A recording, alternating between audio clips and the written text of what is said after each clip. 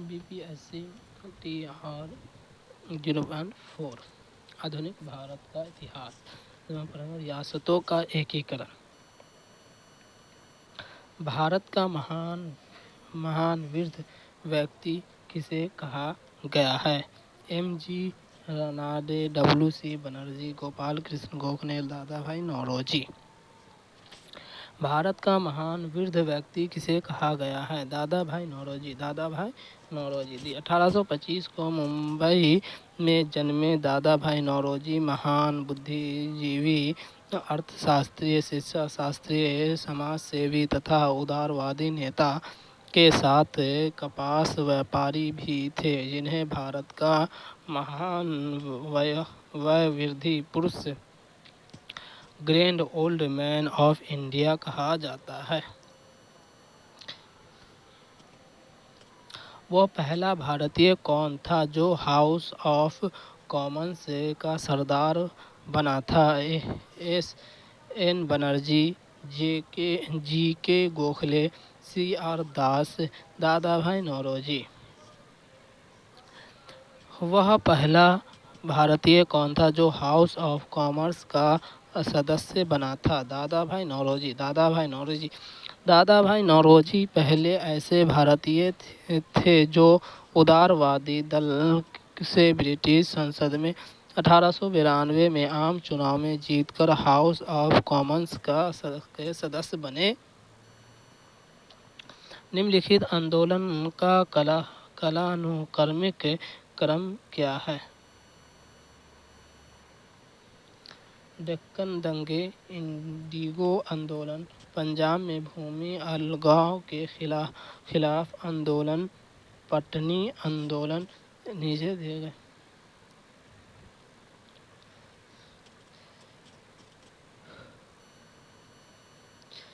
निम्नलिखित आंदोलन का कालानुक्रमिक क्रम क्या है? तो पहला हो जाएगा इंडिगो आंदोलन, दूसरा होगा पटनी आंदोलन, तीसरा होगा डेक्कन आंदोलन, तीसरा में हो जाएगा पंजाब में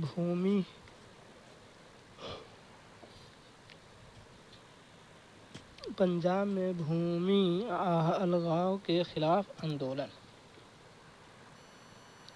दिए गए आंदोलन का सही क्रम इस प्रकार है। इंडिगो आंदोलन नील विद्रोह 1859 से 60 ईस्वी, पटने आंदोलन, डेक्कन आंदोलन 1875 से 76 ईस्वी, पंजाब में भूमि अलगाव के खिलाफ आंदोलन 1900। जवाहरलाल नेहरू को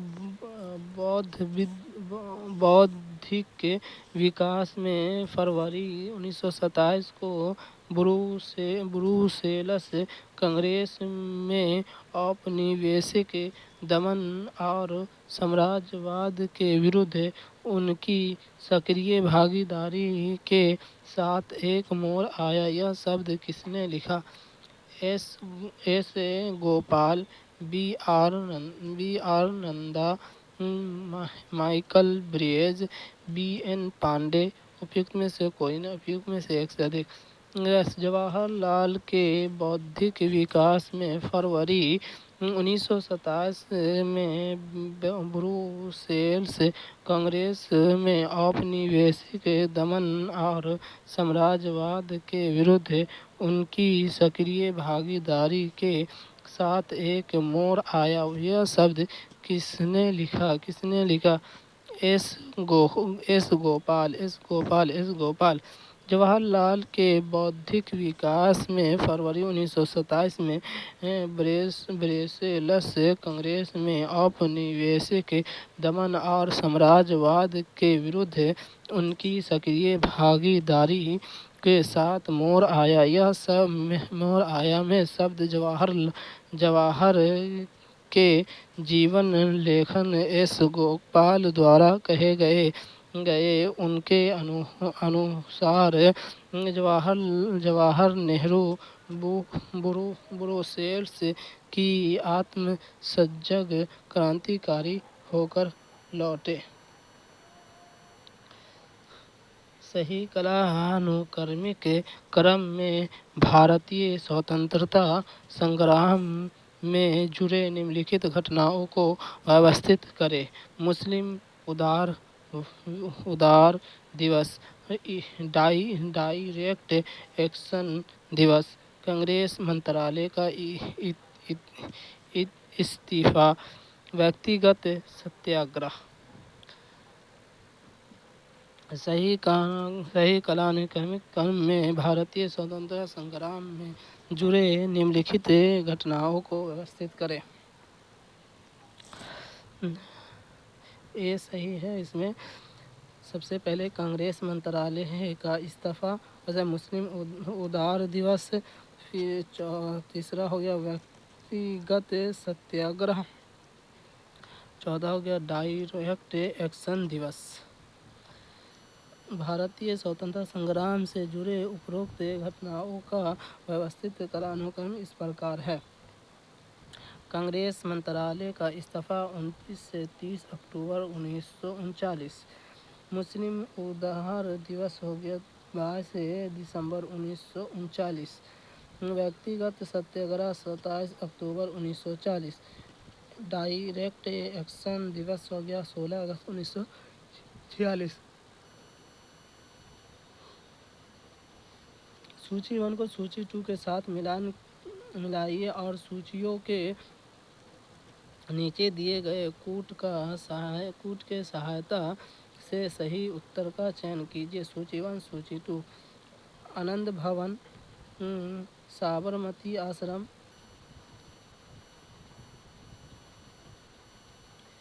gateway of India, Jallianwala Bagh. ये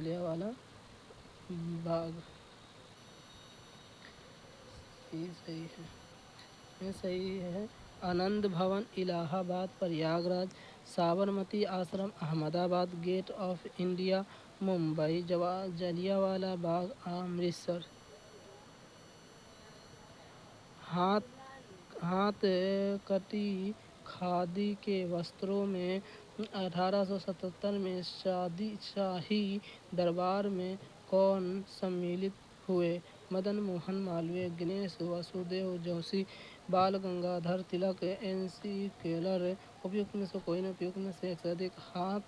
हाथ कटी खादी के वस्त्रों में 1877 में शाही दरबार में कौन सम्मिलित हुए? गणेश वासुदेव जोशी। 1877 के शाही दरबार का आयोजन दिल्ली में किया गया, जिसमें गणेश वासुदेव जोशी ने स्वयं हाथ से बुने सूती के खादी वस्त्र पहनकर उपस्थित हुए। इसी दरबार में ब्रिटिश महारानी को कैसरे हिंद की उपाधि दी गई। राज्य विभाग की स्थापना किसकी अध्यक्षता में की गई थी? Mahatma Gandhi, JL Nehru, JB Pant, Sardar Patel. उपयुक्त में से कोई नहीं। राज्य विभाग की स्थापना किसकी अध्यक्षता में की गई? सरदार पटेल देश की स्वतंत्रता के उपरांत देशी रियासतों के भारत में विलय होते 5 जुलाई 1947 को रियासत विभाग अथवा राज्य विभाग का गठन सरदार पटेल की अध्यक्षता में किया गया। सरदार पटेल ने छोटी बड़ी लगभग 562 रियासतों का विलय भारत में किया। 1927 की बटलर कमेटी का उद्देश्य था भारतीय सेना का आधुनिकीकरण करना, भारतीय कृषि का आधुनिकीकरण करना, राष्ट्रीय समाचार पत्रों का सेंसन लागू करना, भारत सरकार तथा देशी राज्यों के मध्य संबंधों को सुधारना। 1927 की बटलर कमेटी का उद्देश्य था भारत सरकार तथा देशी राज्यों के मध्य संबंधों को सुधारना। 1927 के सरकार ने भारतीय रियासतों की समिति अथवा बटलर समिति की नियुक्ति की। इस समिति का प्रमुख उद्देश्य भारत सरकार व देशी राज्यों के मध्य संबंधों में सुधार लाना था। निम्न में से देशी रियासत को अंग्रेजों ने अपने क्षेत्र में नहीं मिलाया था? सिंध, ग्वालियर, अवध, सतारा।